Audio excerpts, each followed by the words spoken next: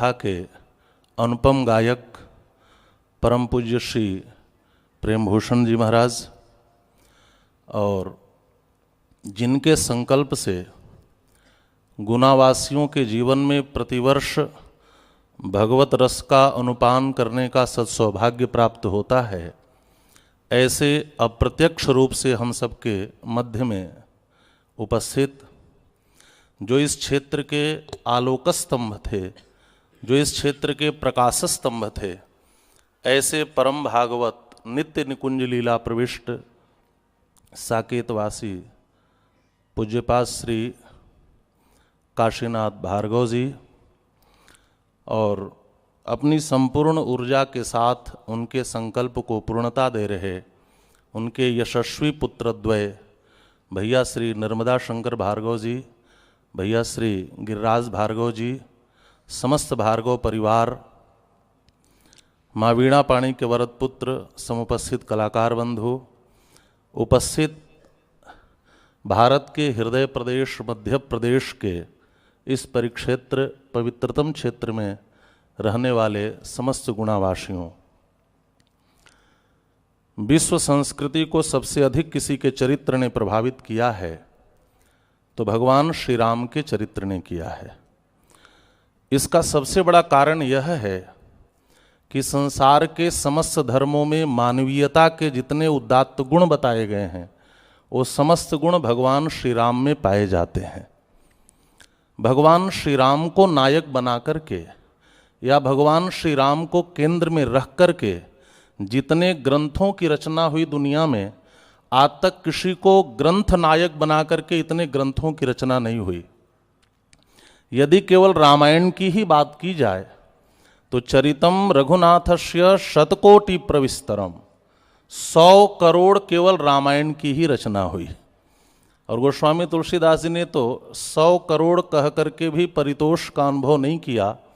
वह कहते हैं रामायण शतकोटि अपारा, वह अपार है जिसका पार नहीं पाया जाता या पाया जा सकता।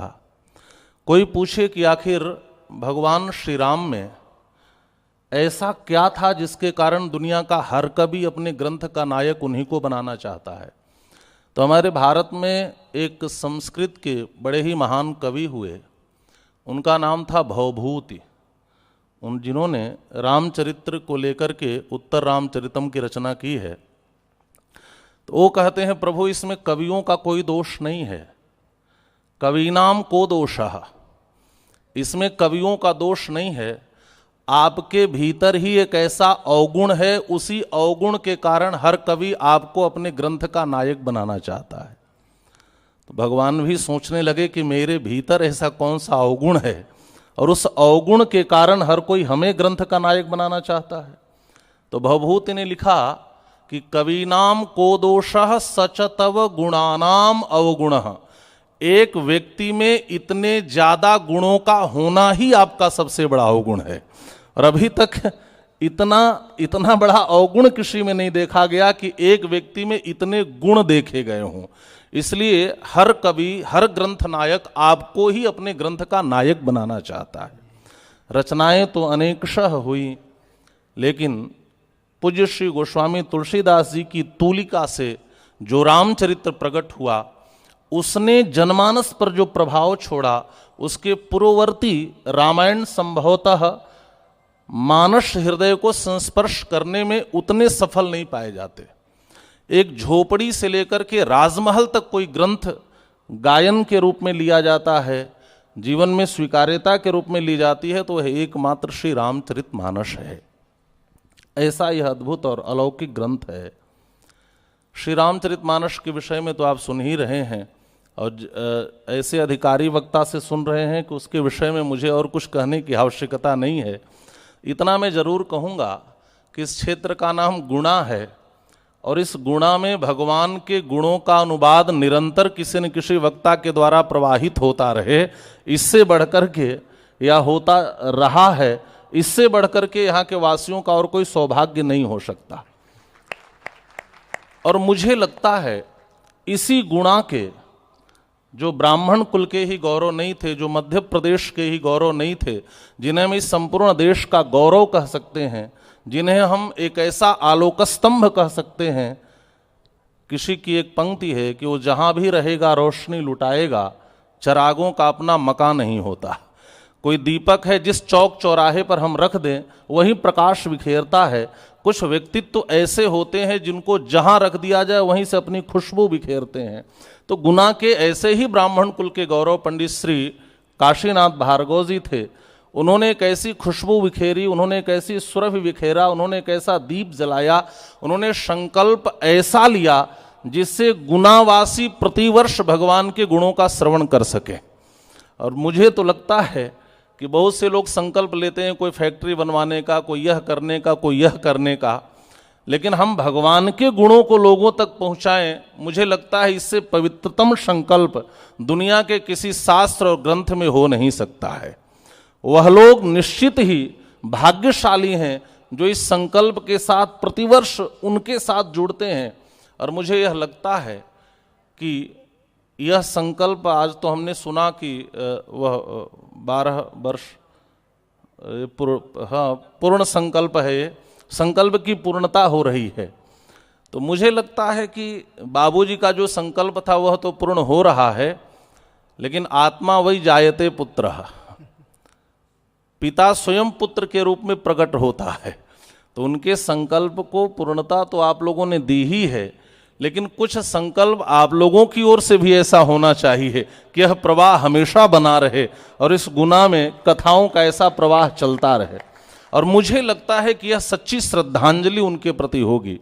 तो अस्तु ऐसे उस कुल के गौरव जो ऐसे निर्मित होकर के आए हैं और उनके द्वारा उनकी संकल्प में अपनी ऊर्जा लगाई जा रही है, जिसका प्रतिफल यह है कि भारत के जितने भी ख्याति लब्ध प्रतिष्ठित सुप्रसिद्ध प्रवक्ता हैं उनके द्वारा यहाँ पर, जैसे आप किसी ग्रंथ को पढ़ने चलें तो अतिशय कठिनाई है।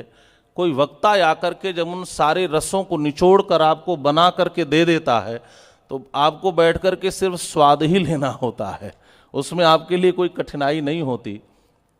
और यदि यह कहा जाए कि कैसे वक्ता से हम कथा सुने, तो मैं हमेशा कहता हूँ कि हम राम कथा सुनने चलें जिस वक्ता से, और वह प्रवक्ता कहे कि मैं कभी अयोध्या नहीं गया तो मुझे लगता है कि शायद अयोध्या की मिट्टी का जो स्वाद है, रामचरित्र का जो वह मूल स्वाद है, वह उससे हमें नहीं जोड़ पाएगा।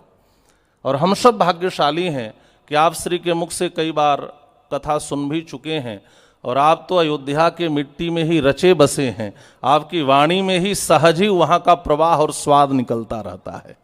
और मुझे लगता है किसी वक्ता की कसौटी क्या होनी चाहिए, तो मुझे लगता है एक बात और कि श्रोताओं में जब किसी का परिगणन आता है तो सबसे पहले हम श्री पृथु जी का नाम लेते हैं।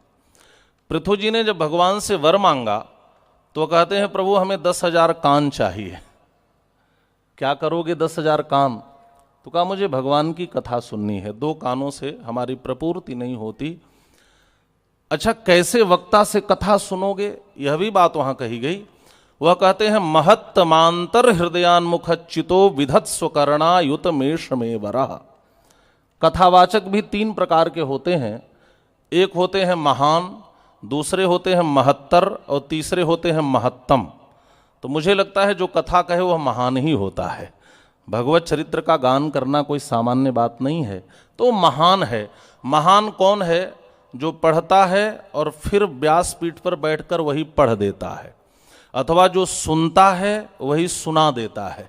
ऐसे कोटि के जो वक्ता हैं वह महान होते हैं। और महत्तर होते हैं कि जो खूब पढ़ते हैं, खूब स्वाध्याय करते हैं, खूब श्रवण करते हैं, फिर अपने विचारों की छलनी में छान करके उसका निचोड़ प्रस्तुत करते हैं। यह महत्तर कथा प्रवक्ता होते हैं।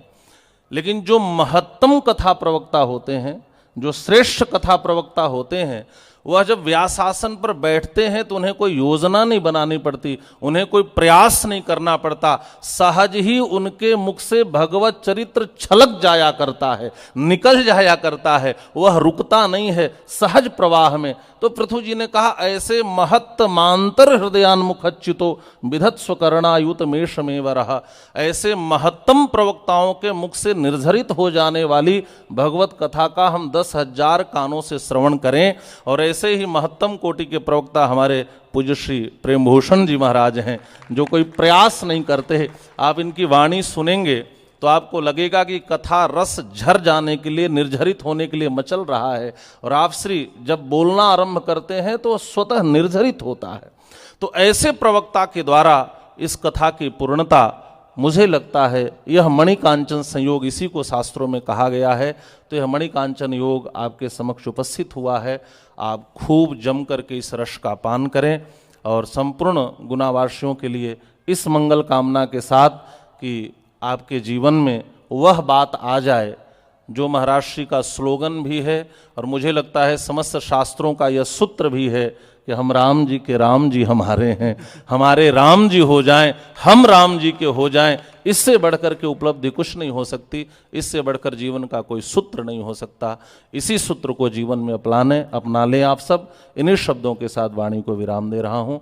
बोलिए श्री राघवेंद्र सरकार की जय, श्री जनकराज किशोरी की, श्री हनुमान जी महाराज की, श्री अवधधाम की जय। जय श्री सीताराम।